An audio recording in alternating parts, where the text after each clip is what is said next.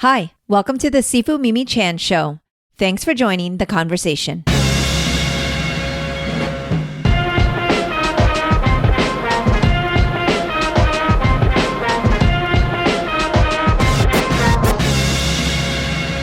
In this episode, I speak with the team behind Image Comics' adventure series, Compass. As most of you know, I am fortunate to be pals with the one and only Greg Rucka. Greg collaborated with writers Robert McKenzie and Dave Walker and artist Justin Greenwood to bring you this action-packed adventure story. Spanning across 3 time zones, I had a fun time speaking with Greg, Robert, and Dave about the origin of the story as well as how it came to fruition. We discussed treasure hunting in Australia, historical research, and their experience collaborating with Greg. If you're a fan of Indiana Jones and archaeology and adventure, this story will be for you. I really enjoyed this adventure with a kick-ass heroine named Shahida El Amin, and I think you will too. The trade paperback of the 5-issue series of Compass is now available from your local comic book store or digitally. Let me know what you think. I'm loving these conversations and hope you are too. If you are, please rate my podcast on your platform of choice and share it with others.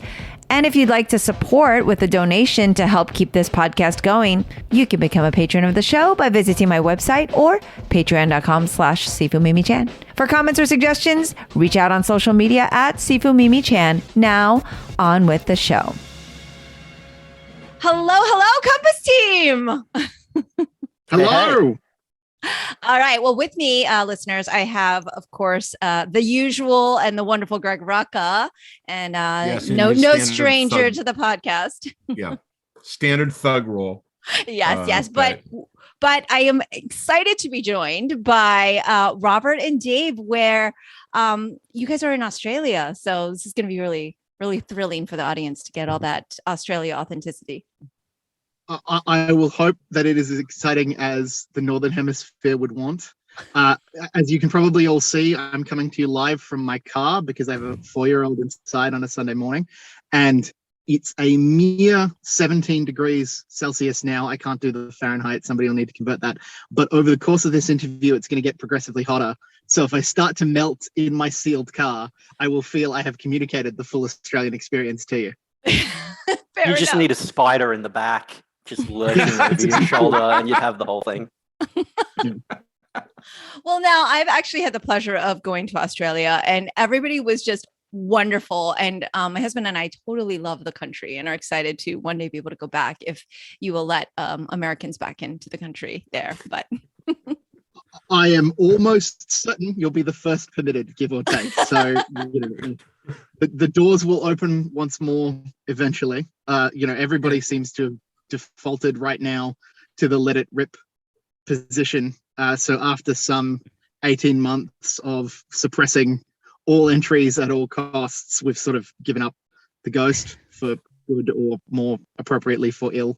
But that does give us the side effect of, people who we have missed will get to come across again. And hopefully, you'll be able to come down and join us. Yes. And, off air, we were all talking, we are crossing several time zones here. So it's a lot of math and things that we're not going to discuss, but I am here obviously to talk to you about this wonderful, I've got it with me. Thank you so much, about this wonderful comic Compass. And I'm super excited when Greg reached out because I had started it.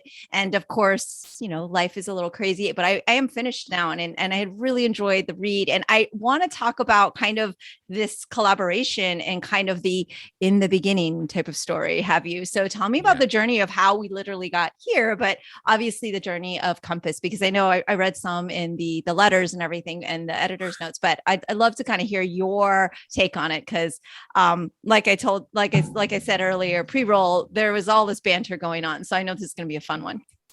Yeah. I'm going to leap on that first, just so the people hearing/watching don't go, why is Rucka there again?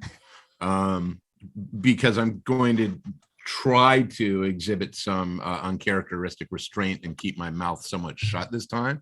But my presence here is because I made them do this. It wasn't severe arm twisting. Like, it wasn't as if they said comics. Why would anybody want to write a comic? But Compass is the first time in over 25 years of working in comics where I literally was presented with not just creators, but an idea from creators that got me so excited that I was like, we got to figure out a way to do this. So my presence is producerial, and acting as their rabbi, I think, in many aspects to this. But I think it's always important to me to make it clear this was theirs. And you know, I rode them like workhorses, and you know, and wasn't shy about my editorial notes. But all that being said, what you've read, the book that's out there now, The Trade, as drawn by Justin Greenwood, is the project as created by Justin and Robert and Dave. This is theirs. It's just one of those things that I was passionate about, that I've believed in from the start, and that I continue to believe in, and that I hope will lead to more. So, and that's my origin story. Now you can add. So Right. We'll see if it adds up. all right. Yeah, I was going to say, after the check cleared, Greg agreed to say all these loving. No, I'm just. So Don't time that on the drink, man. Don't time that on the swallow. Otherwise, it's all over the camera. That's and the okay. This mic is going to and- be our 30-second snippet that I use for promo. Yeah, that's exactly it. Just slow motion kind of arterial spray. So Robert and I, Dave and I were on we're working on another project, or had just finished working on another project, which Greg was aware of. And just as we had downed pens on an opening for it, so we'd had some pages together and we were in talks with people. I won't specify what the project was, because hopefully someday we'll return to it. But at that exact moment, effectively an identically premised book came out. And so they'd clearly been 6 months ahead of us, but we just went, this is going to absolutely scarper what we were going to do in the first instance.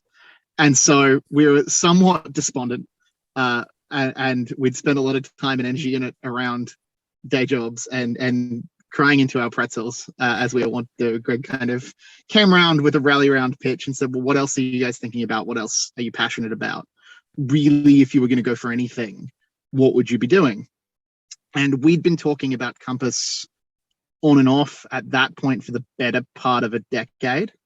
So the genesis of the idea, and I think we've talked about this in interviews before, is when, amongst other things, when Disney bought Indiana Jones along with Star Wars, and that's many moons ago now, though it doesn't feel entirely as far back as it must be.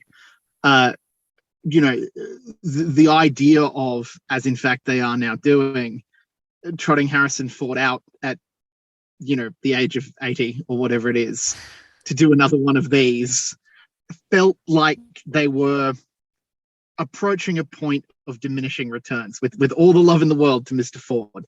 And to the franchise, frankly. Yeah. Having heard that news, I'm like, I understand what they're trying to go for, but surely the idea of pulp adventure, as it were, is not confined to one particular era or one particular milieu or one particular person. Maybe we should be thinking about other ways to do that. How could that be done? And that suggested Shahida immediately. And this was also on a Sunday morning like today, and probably about 10 o'clock. And I was down here in Melbourne, where I now live, but didn't at the time. I was staying with my in-laws. And when such concepts occur to me, I do what I always did, which is that I called Dave and went, hey, I'm thinking about something. And he immediately fired back, well, what we need to manage that is the character who became Ling. And so from that first 10-minute phone call a decade ago, we were vaguely off and running. And then we had sketched out what was probably what became, under Justin's pen, the first 8 or 9 pages of that first issue as an opening sequence long before we backed out the rest. So I know I've sort of started mentioning characters, and we haven't done a layout of the book or anything for any of your listeners who don't know what it is or why they should read it. But I've also spoken now anecdotally for like 5 minutes, so I'm going to be quiet a little bit, but that's certainly the genesis of it. Okay, so I'll ask you, Dave, like, you got that phone call and clearly you work together a lot and create, at that jumping off point, did you feel like, oh, this will be 10 years down the road? Or did you think like this project was going to, take off right away? Or did you expect to be where you're at now? I don't think we're that practical a set of people. My immediate thought when he called up and went, okay, 13th century House of Wisdom treasure hunting adventure, I didn't go, how long will this take before it hits the shelves? I went, okay, what's happening in the 13th century? So Mongols, you've got expansionists. It's only a brief amount of time before Baghdad burns. How far can a person travel away on foot? You could probably reach Wales in a few years with a lot of luck. And you just go from there. By the time you turn around and say, what actually is this project? You're so far down that road through the conversation that Robert's being called out of the room to go to whatever Sunday event he's got. And I'm sitting there going, okay, let's start sketching some dialogue, worrying about bits and bobs. And that's why it comes on and off the shelf over and over again over the years, because good ideas that you resonate with and think you can do something entertaining with and think have something to say. It doesn't matter whether you've worked out the form or even the medium yet necessarily. You can always just kind of, your mind goes back and tinkers to them. And when you've got friends like Robert and Greg to bounce those ideas off, you'll find it keeps happening. And then that's how you know that sooner or later you'll do something with it. Yeah. And I've heard that. I've had the pleasure of speaking with many amazing comic creators, and these characters resonate and like, spark. And then years down the road, they show up again, or it's just a matter of timing. And just for our listeners now, whoever would like to like maybe kind of share a little bit about, what this project or what Compass is. And now that we kind of have a little bit of a backstory, maybe kind of share a little bit about that narrative. Yeah, I think we've kind of set the big picture in bits and pieces. It's a treasure hunt in the 13th century where rival treasure hunters coming from Baghdad and from further east respectively are chasing across Wales looking for the cauldron of eternal life. And it is their adventures with traps and old ruins and fights in burning buildings and incomplete churches as they try to get their hands on the prize. And monsters. Don't forget giant monsters. Monsters and ghosts and assassins. Like, we basically crammed it full of all the pulpy stuff we love. Yes. And what I love is you've already mentioned the Indiana Jones comparison. I saw one of your audience, readers also kind of wrote in and was like, oh, it kind of gave me that nostalgia. So clearly that was obviously a source of inspiration. And that's the first thing I think when Greg, way back had talked to me about it, was like, yeah, except our heroine, and that already had me, hooked, right? Our heroine is, not your typical like indie character, and also her frenemy, I guess you could call it, Ling. So I'd love to hear a little bit about, you just mentioned, if we have Shahida, then Ling is clearly the counterpart. I'd love to hear about why that dynamic, and tell our listeners a little bit about those two characters. So I'll start, and then Dave or even Greg, if you want to jump in and either edit or correct as we go. I think that'll be a fair way to assess it. That's Greg's job, after all. Distinctly. We have, I should say, an excellent official editor, Alejandro Abona, who did sterling work on the book and brought it together. but he was he did an editor's job, as I said, in an excellent fashion, but he was perhaps slightly less robust, not knowing us as well as Greg, who would call us and kick our butts when necessary. And I'm sure, should we rub it on too much, he will be willing to do so again. But so the characters they recently got a note from me that there was a comment in a document they sent me that literally said, I don't know which of you is responsible for this, but whichever one it is needs to go outside right now, because shame on you for writing this. Yeah. Like, you know what you did. So that might give you the idea of the editorial relationship. I feel very paternal to these young men. Clearly, I was going to say, we know what kind of parent Greg is. Yes. What was that, for young or paternal? Yeah. What was the air quotes for? It's just, what's funny about that, and we're getting away from your question maybe, but it's something that I always enjoy sort of visiting on, is that Dave and I lose track very rapidly of who wrote what. There is not a point where we go, you did these 12 and I did these 12 and we swapped over. And people often relatively often tell us that they can't tell the difference between the authorial voice. And that's which is not excellent. an accident, but also is an emergent property of how we write, which is that we constantly write over each other to the point that it's now some bizarre two-headed frog of an entity. And so we will never know who bears the shame for whatever we did. That sounds a little suspicious to me. Yeah, they both got sent into the corner. Right. So basically, you both take the fall. Yeah. Got it. Yeah. So the characters, as I said before when we were talking about the genesis of the idea, the concept started and to an extent, therefore, suggested who the characters were and would be.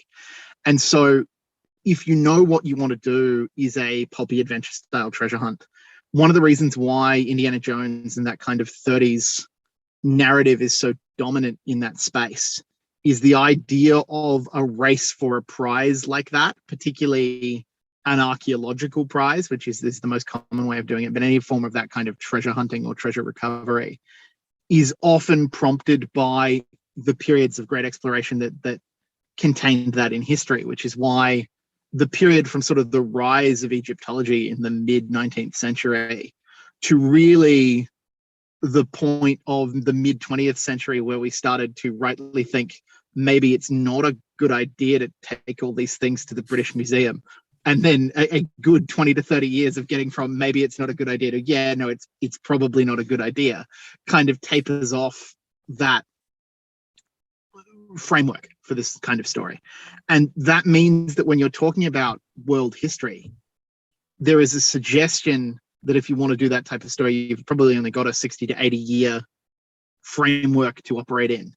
And one of the things that we wanted to do conceptually is blow that idea wide open, that the only time of recovery and exploration and the scientific rigor that's brought to these things, but also the lack of, I guess, scientific distance and technological armament that we bring to them now, was this period between 1880 and 1950.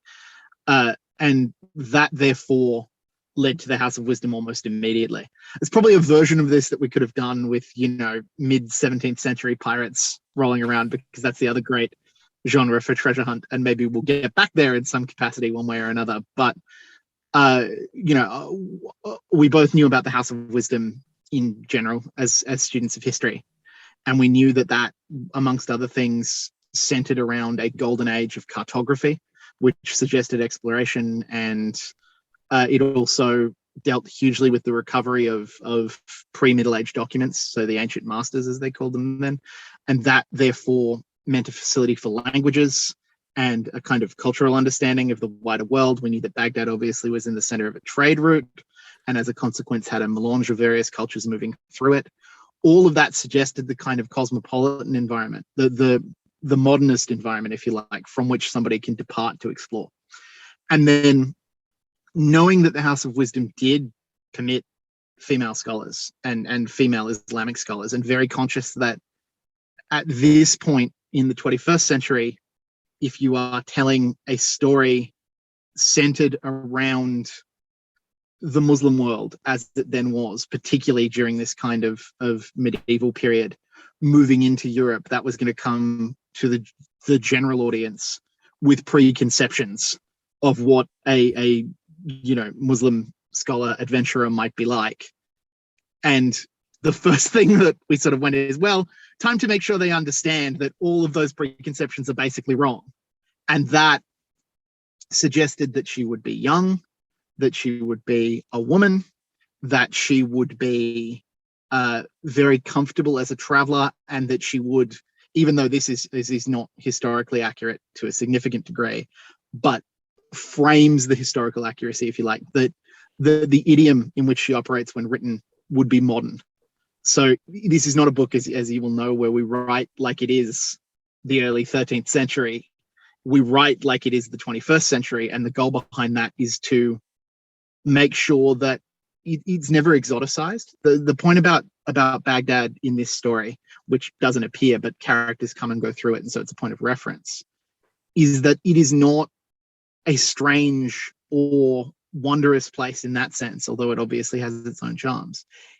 It is the center point. You're supposed to be putting yourself in the position of someone from the city, because that's the closest to the modern context that we can understand it.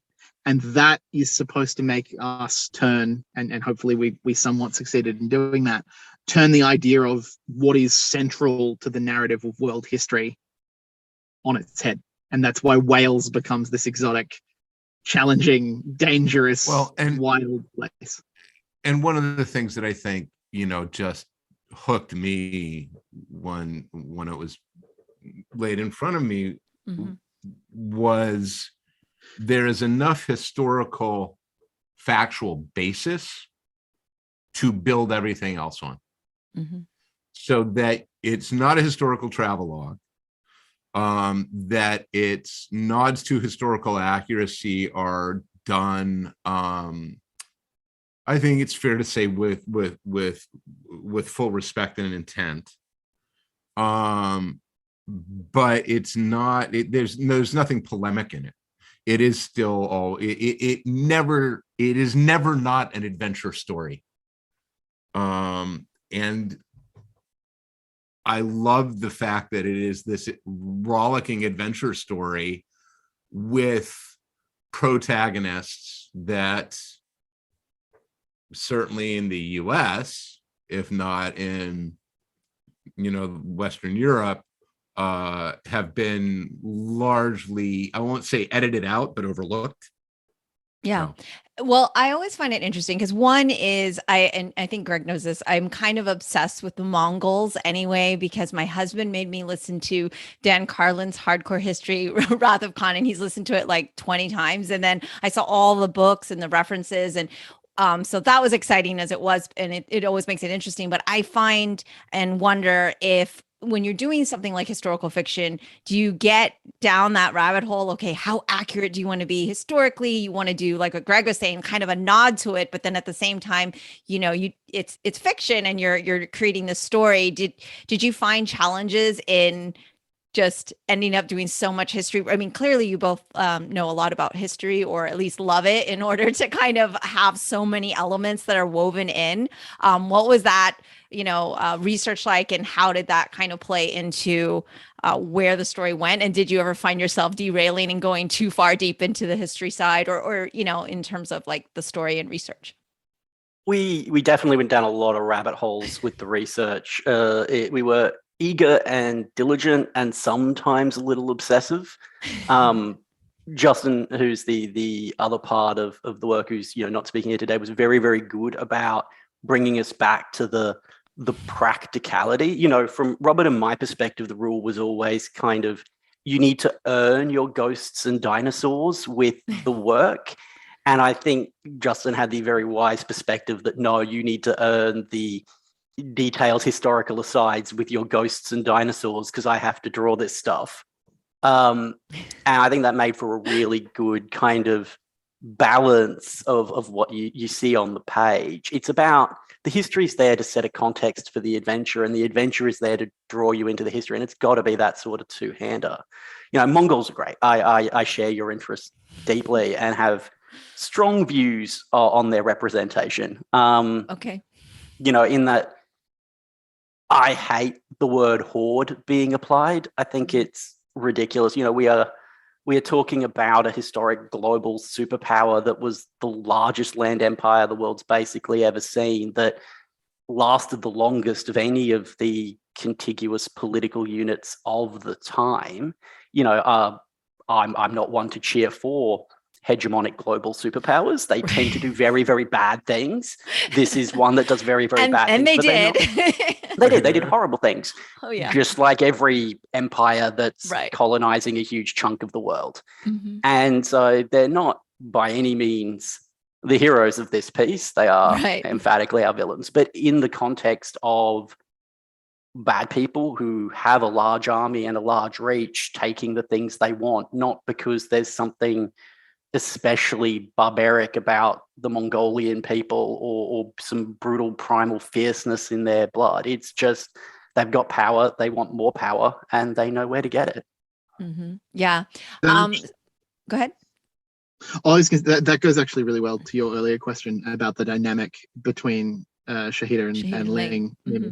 which is that the minute you start placing yourself in the shoes of these people and giving them, you want to build somebody who is going to run down an ancient barrow and fight a dinosaur in order to recover a big shiny cauldron that gives you eternal life. But if you want to take a premise that is relatively far out and go, no, I want to give this person a core of emotional truth, then you have to think about them as a person, qua person. And that meant that in order to have the classic kind of treasure hunters race where two people are after things and betraying each other or working together or managing the uneasy tension of getting it, their motivations for wanting it needed to be real. And that suggested a lot of things about their personal dynamics, about how they approach treasure and knowledge and adventure. And once you have those, you have that tension, but you also have the similarities. And even though, as Dave said, the Mongols are the villain of the piece here, we've tried to be careful to make sure that every character, including the villains, has psychological realism. And some of the classic depictions of Mongols have lacked that. They've been much more big furry hat, scary eyes kind of look. And that's not at all what we wanted to do by any stretch of the imagination. I'm always interested in treasure hunts. I did not really participate in many of them as a child. I think maybe I was just more forbidden and, strict Kung Fu family. Like, no, you're not going on treasure hunts. But you had training to do. So, I had training to do. Yeah. There was no time for this type of thing. But is that something? Because I always imagine, like, you see movies like Goonies and even, just a lot of these fun movies where I always saw other kids doing treasure hunts. Was that something you participated in as a child or as an adult? And, no judgment, but is that like, does that come into play where, you're creating this world? Is it because from personal experience or something you've always loved to do or love to research about or read about? So we had to retitle the book because it wasn't originally called Compass for various reasons.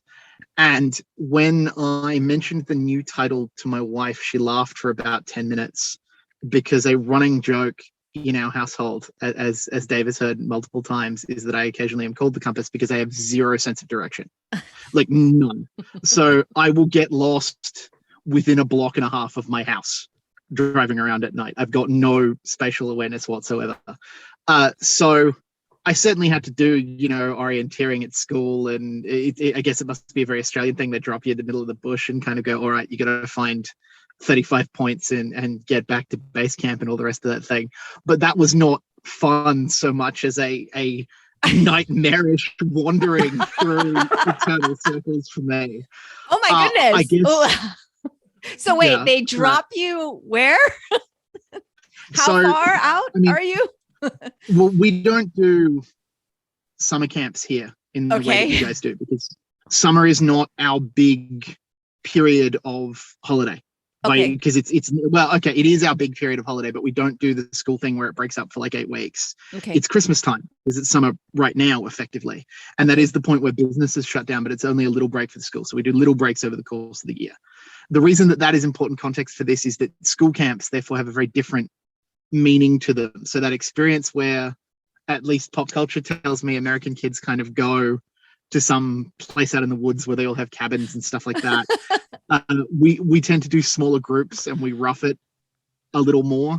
And so where I was educated was in Queensland, which is where Dave and I met. And so we would travel probably 4 to 5 hours out from the cities into relatively unspoiled kind of rainforest country.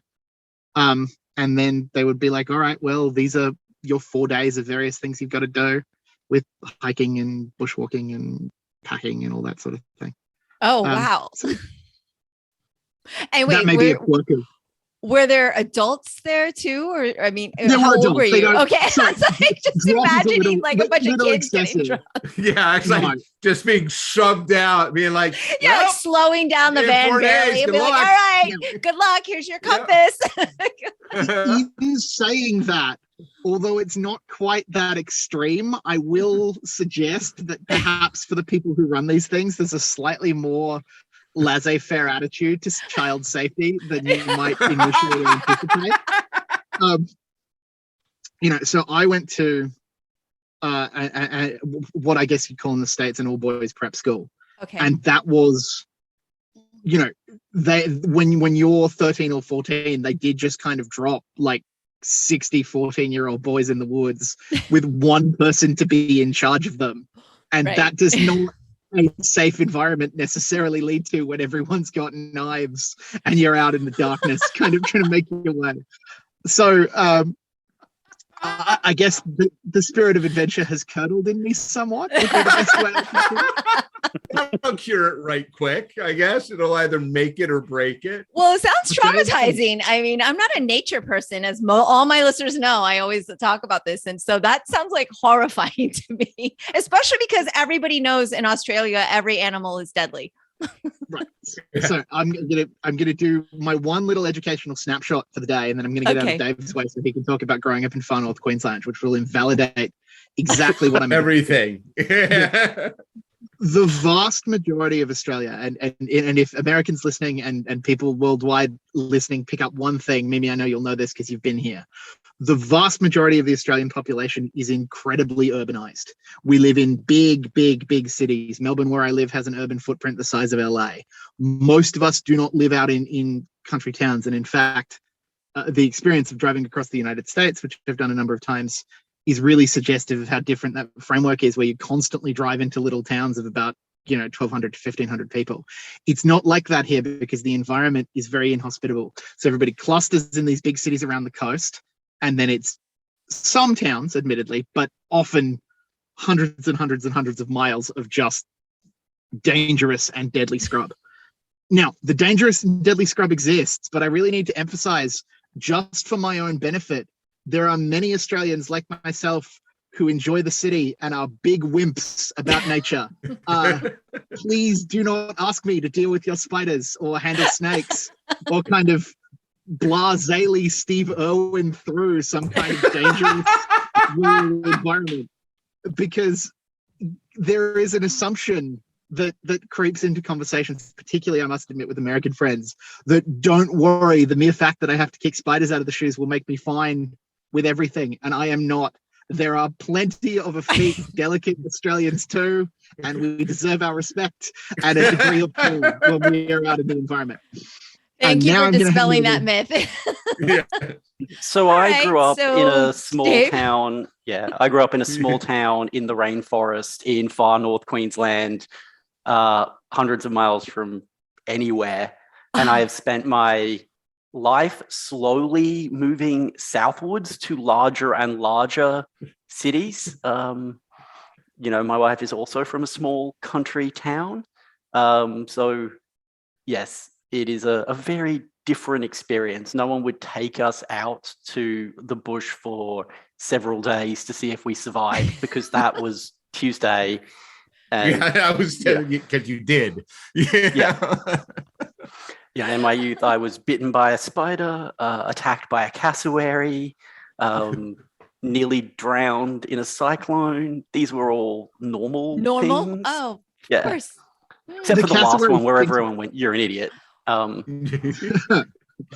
Why were you trying to play on the beach during a cyclone?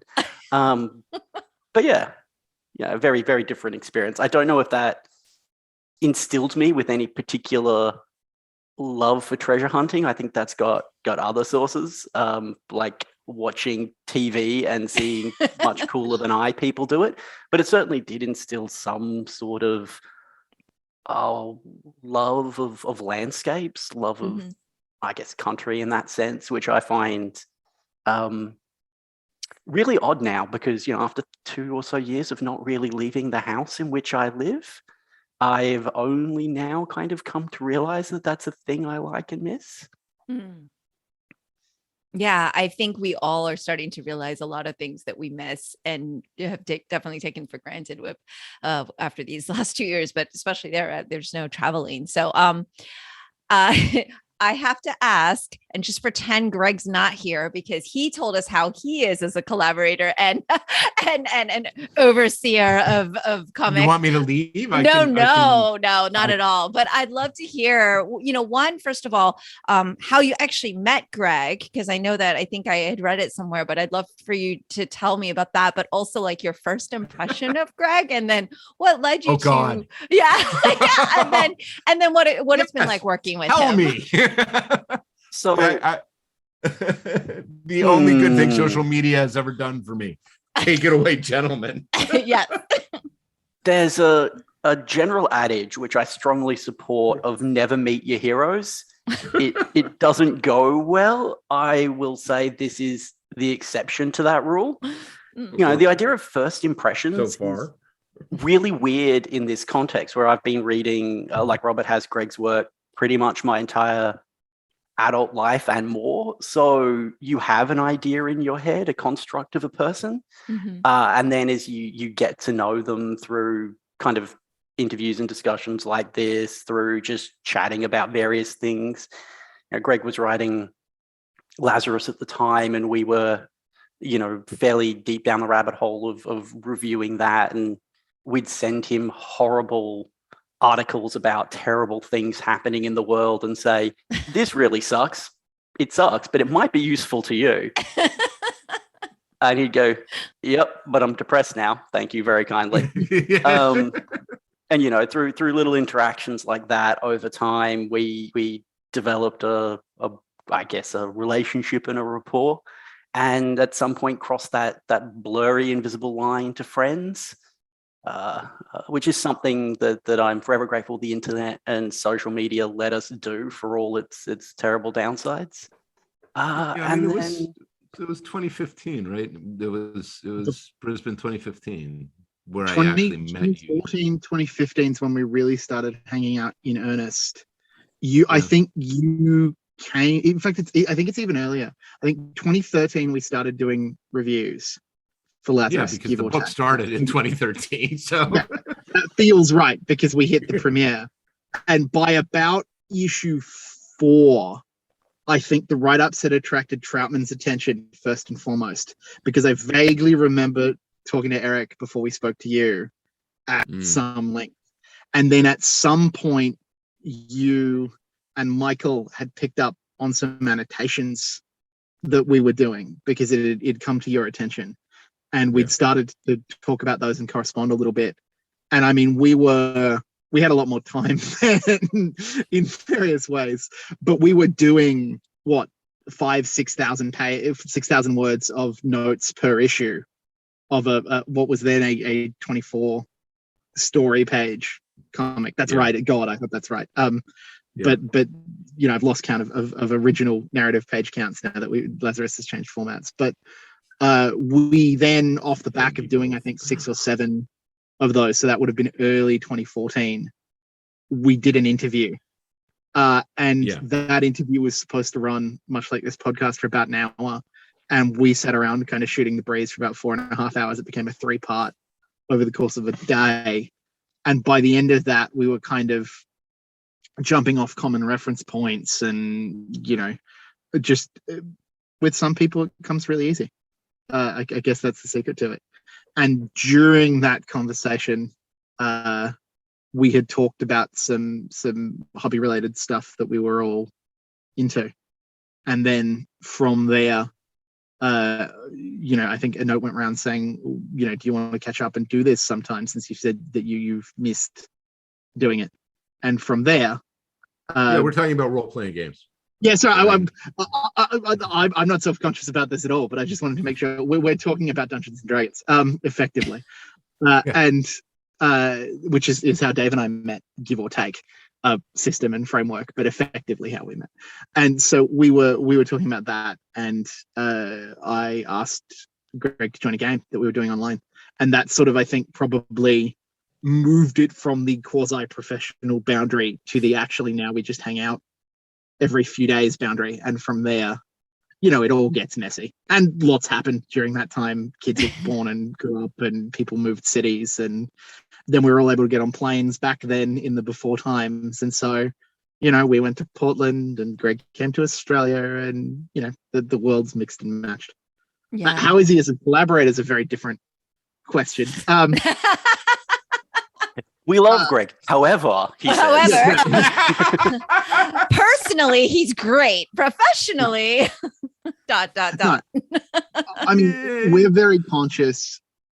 He's he's unstintingly generous with his time and effort, and we are very conscious to try not to abuse that, because I'm going to give him a big head here, but he's a superstar of the medium. He is, and I think the first job that we did doing some work actually on Lazarus, I suggested was like our first gig as a band was opening for the Beatles. Like, it was just because it was a murderer's row of top tier talent. And so while we have access to that great and juicy brain, I think the key component is we're always trying to tell him it's okay. We don't want to presume. And he very generously jumps in and goes, no, I'm happy to do it. And he is, to our knowledge, either happy to do it or very good at faking it for the better part of a decade. To give notes and thoughts and counsel. And when you get to know somebody well, they're always better at calling you on your shit and giving you gentle praise where needed and robust encouragement where needed too. And so, rabbi is probably the right term. I do think that's accurate to what it is. It's much more. I gotta jump in a little bit, because there is, and this is, I can't emphasize this enough. All right, this. And you get into this, right? And I've seen it with Jen, right? With my wife, right? There is this, and I suppose it's endemic across any entertainment industry and probably any industry or any profession. There is sometimes the presumption that, well, you only got this because of the people you know. Like the people who believe that my bride never wrote a comic until after I was established in comics and, had become, quote unquote, the guy who's writing detective. And that's patently not true, right? Nobody should walk away from this thinking, oh, he found these two neophyte writers, and because of the personal relationship was like, I will water them and tend this garden, and they shall turn into robust growing writers, and they'll be the real. These guys could write. I mean, they knew how to tell a story. Mm-hmm. And one of the things, and we've talked about this in the past, in our epic marathon, somewhere in the last, how many now 70 odd podcasts you and I have done, Mimi, or whatnot. We've talked about the fact that role-playing games are a narrative form, and they are a narrative training. And when you, in particular, playing a lot via prose, you see writing. And then you read other writing I read other writing that these guys had done, and this was not an issue of being like, it's a great idea, but under no circumstances should you guys be allowed near a typewriter. This was literally oh no, you guys understand. You understand some of the things. There are things that can be taught, and there are things that have to be learned. And they had learned the things that needed to be learned. I can teach you how to format for a comic script, right? That's teachable. Arguing about the dynamic between Shahida and Ling, that's not a teachable thing, nor is it something that one should teach, because that's not my place. That's not my story. The story is the story they wanted to tell. And I really, like I said, I don't want, I would hate for there to be a presumption that this went the other way around. It didn't. It didn't. This was an issue of going like, no, these are very good storytellers, and I want to see their story told. So in so much as I have a muscle that I can bring to bear on that, i.e. I can go to Justin and I can say, I know these two guys and they've got this idea for a story. Can I put them in touch with you? And then Justin interacts and says, I am down for that. I would love to do this.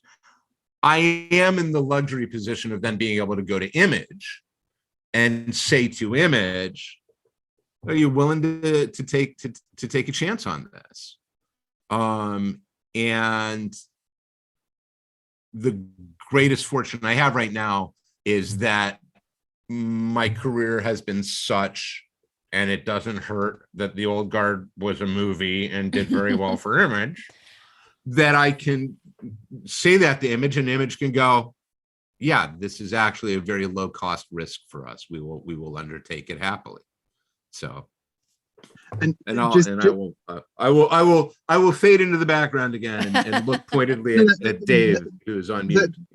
That's a really good point, and it goes to something that we were talking about at the start of the podcast, right? And I don't want to undervalue the importance of ideas to storytelling, because obviously they are the center point, the foundation of storytelling, but particularly in comics, in my experience, right? But I'm sure everybody, LA-based listeners will doubtless know a gazillion baristas and waiters and whatnot who are screenwriters who are sitting on, I've got a script.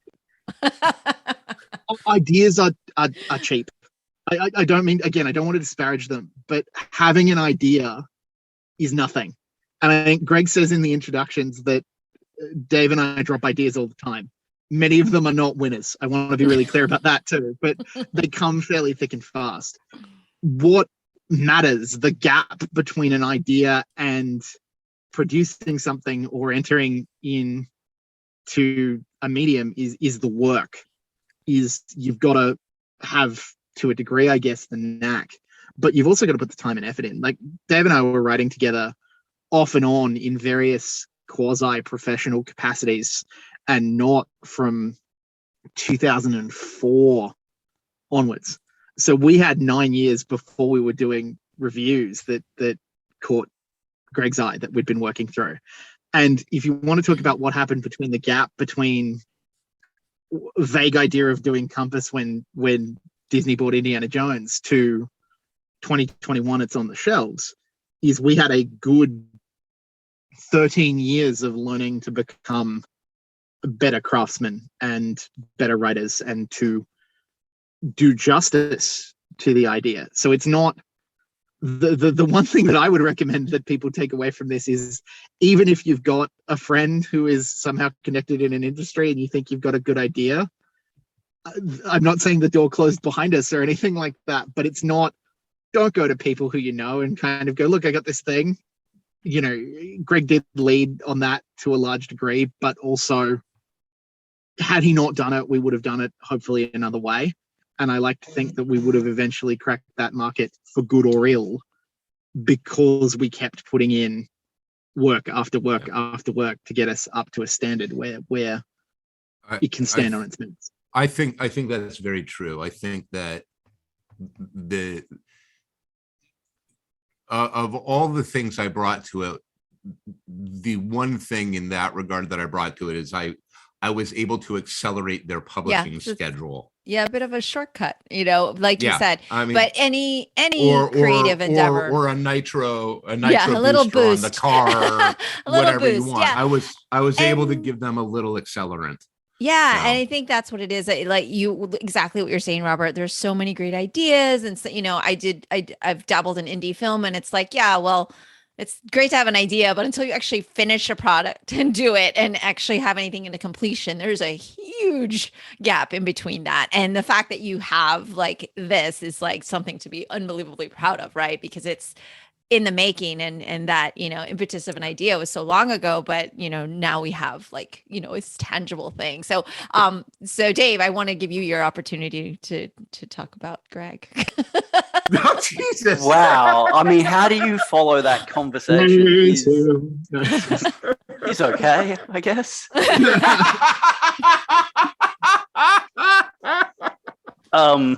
Seriously though, I'll talk about something different to the friendship, which is great, and yes, the origin stories, which are misty and lost in time to my aging memory. And talk a little bit about kind of the engagement and what it's like to have Greg as a producer, which is it is we have a lot in common when it comes to tastes and interests. We have a lot different.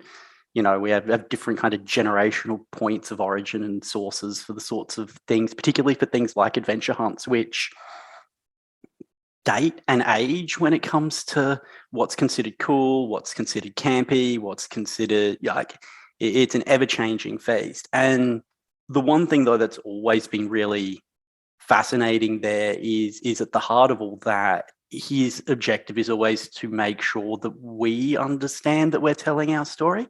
It's really easy, especially when there's two of you writing and an artist with, really good and very clear views to get lost on tangents. There was one version of this story which had detours into entirely different countries, and there was another one that had very expanded like Welsh political events, all of which would have been a waste of pages compared to what we actually use them on.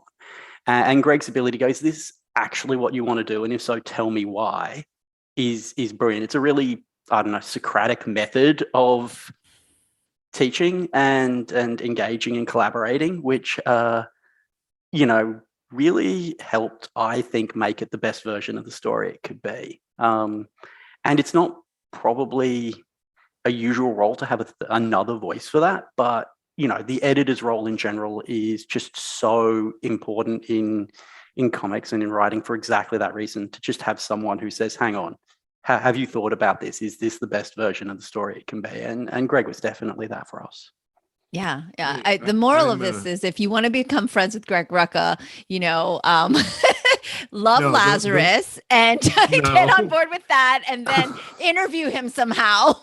The three of us sitting here have all gotten to know Greg through interviewing. Wait a minute, you're right. I will say that, look, I've always been a fan of the editorial relationship. And I think that one of the first lessons I learned as I sort of turned my eye to becoming a professional writer was that when you are offering any sort of editorial service or any sort of critique or whatnot, your job, and I use job loosely, not as like a titled position, right? But if you come to me and you say, this is the story I want to tell, you are not coming to me to have me say you shouldn't tell that story. That doesn't service anything, right? If I am going to provide good editorship, good producership, then the job is to say, if that is the story you want to tell, are these choices you are making in service of that? Are there better choices to make? Doesn't have anything to do with whether or not I agree with the story, right? I may find the story one that I have no interest in at all. And I can point to a long list of DC and Marvel movies, for instance, that fulfill that criterion, right? The question is not, is the story worth telling? You have decided this is the story you want to tell. It has merit to you. Then the question absolutely becomes, all right, literally, functionally, how do you accomplish it in the best way possible? What can I do to assist that? And, we've had, Mimi, you and I have had discussions about the creative process and so on, but in the grand, that to me is, and that's always something to be really, to me, it's something to be very, very leery of. Somebody comes to you when you're working on it. If they'd come to me and they had said, this is the story you want to tell, and I said, that's not the story you should tell, then I have overstepped, and what's the point in that relationship, right? Now, the questions that you may engage in may lead to the discovery that that is not the story, in fact, that they wanted to tell, right? As you refine it, you may go, oh, you know what? You're right. This doesn't work in this context. Maybe we're really trying to do this. That's an organic and helpful process. But to turn to somebody, who says, I want to tell the story about, the little boy who finds a shotgun and accidentally kills a squirrel and then learns an important lesson about the sanctity of life. I have no interest in reading that story. I have seen that story and read that story 1,000 times. But if that's the story you're burning to tell, then I'll be there to try to, okay, well, let's figure out the best way to tell that story. I mean, that makes me more concerned about the ubiquity of shotguns than the sanctity of squirrel life, which is a separate. I think Mimi has heard me talk about that particular story, but I go to that one because I don't want to point to other mass media things that make me want to vomit in my mouth right now. That'll be another hour. Thank you very much. Don't get Rucka rant started. I do want to jump on that for one moment, though, because there's something interesting that comes out of that goes to the point that you were making before, Mimi, in jest, right? Which is that we all started as Lazarus fans talking about ideas with Greg before we got to know him personally. There are writers who are confessional, who really tear themselves open and put all kinds of gory personal details on the page. And that is not how I would characterize Greg as a writer, or Dave, or I. But there is a distinction, and it's an important distinction, between being confessional and being honest. And one of the key principles that I've always found that resonates with me in Greg's work, and why I think it speaks to a lot of people, is that he is an honest writer fundamentally. And the reason that people can get together around the ideas of his work is, generally speaking, if you like the ideas in his work, you like the ideas of the man. There's no disingenuity there, right? Mm-hmm. And so the appeal, you may hate them. I know that Greg has detractors who do not enjoy his work at all, but in many times that is because growing every day. Yeah.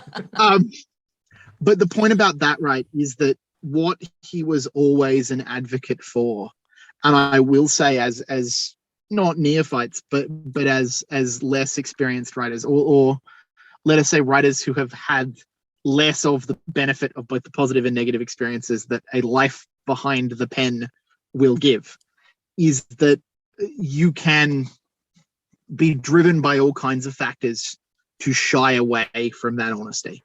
The audience might not like it. It's not the way the pitch should be. Maybe it'll be more palatable if I do this. Maybe people will understand it better. Whatever it's going to be. And he was always an advocate, and has always been an advocate for the honesty of the book. The most common note we would get during its larval stages was, this doesn't seem to honestly reflect the people in the situation.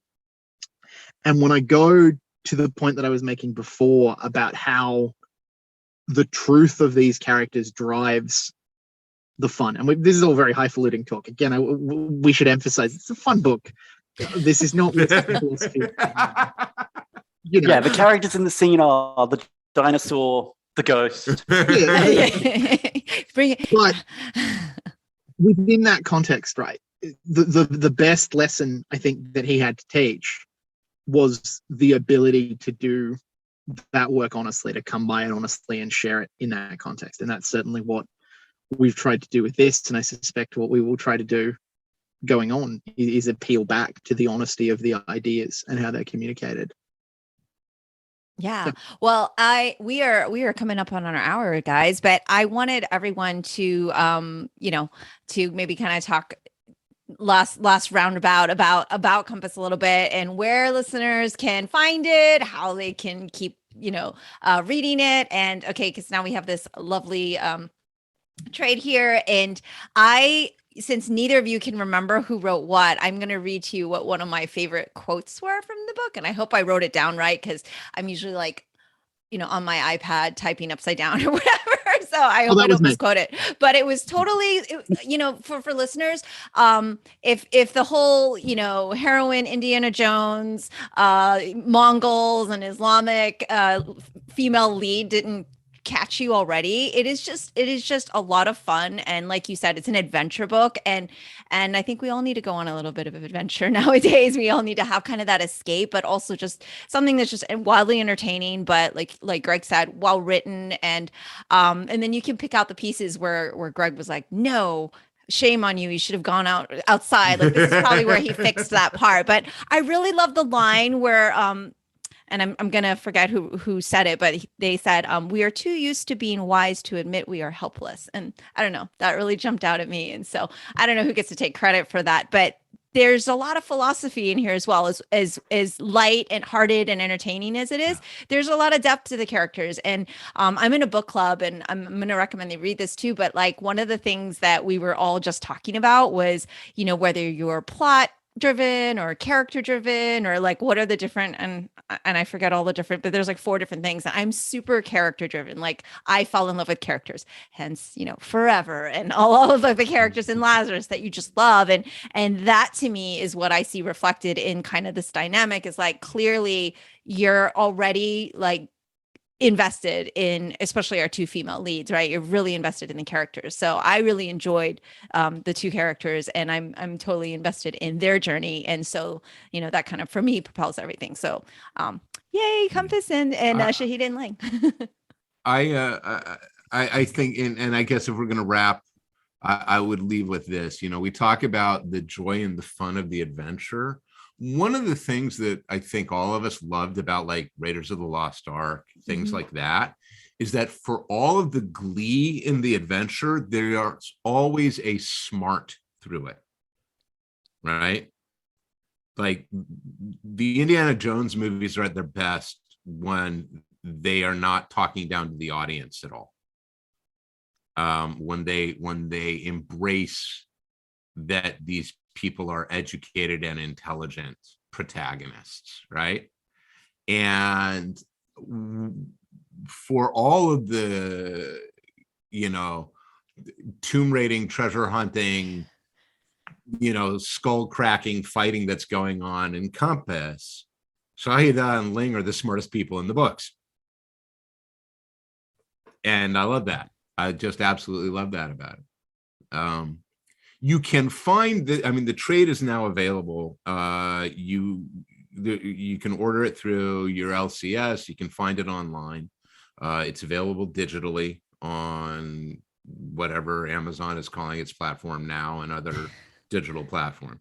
But the trade is now out there, and it's available from Image. And yeah, if somebody tells you they can't get it for you, they're fibbing.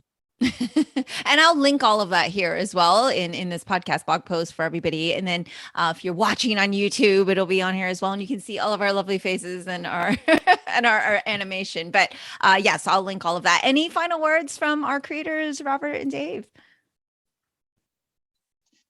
Do you want to go first? Yep. You guys are so polite. No, after all. Yes, our manners. That's what we're known for. So I mean, it's been great to talk. It's been great to see the faces of these two gentlemen, and of course yourself. It's been so weird, just kind of talking through text in the main for such a long period of time. But I mean, yeah, I'm really glad that the trade is out there. I'm hoping more people get to read it. I'm hoping it's not the last we see of Shaidar and Ling. I think their frenemy relationship has more chapters left in it. Probably with some equally bizarre conceit that will sneak up on us 10 a.m. on some Sunday morning in the future. Excellent.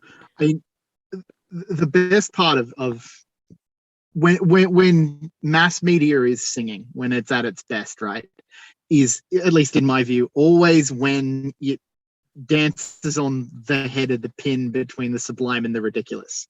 And part of having very smart characters and then putting them in relatively absurd situations and then grounding those absurd situations in quite detailed historical narrative is that you get to ping back and forth between those points on the spectrum.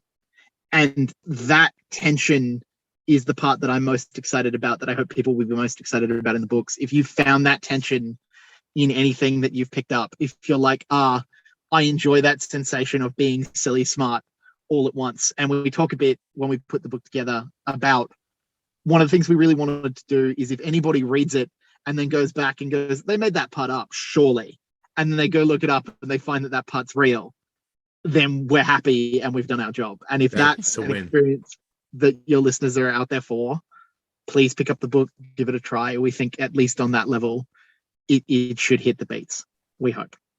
Awesome. Well, thank you all so much for taking time to have this conversation. It was great to meet you both. We've been in the chat and all of that, and so it's good to meet everybody. Dave, Robert, and Greg, have a lovely day, Mimi, or evening, or whatever time it is there. Lovely to chat, and hopefully we'll do it again. Thank you very much. Cheers. See you soon. Bye. Bye. That's all for today's episode. Thanks for listening to The Sifu Mimi Chan Show. Please subscribe and rate my podcast on your platform of choice and leave a review. You can become a patron of the show at patreon.com/SifuMimiChan to help keep this podcast going. Follow me and interact on social media at Sifu Mimi Chan on Instagram, Twitter, or Facebook.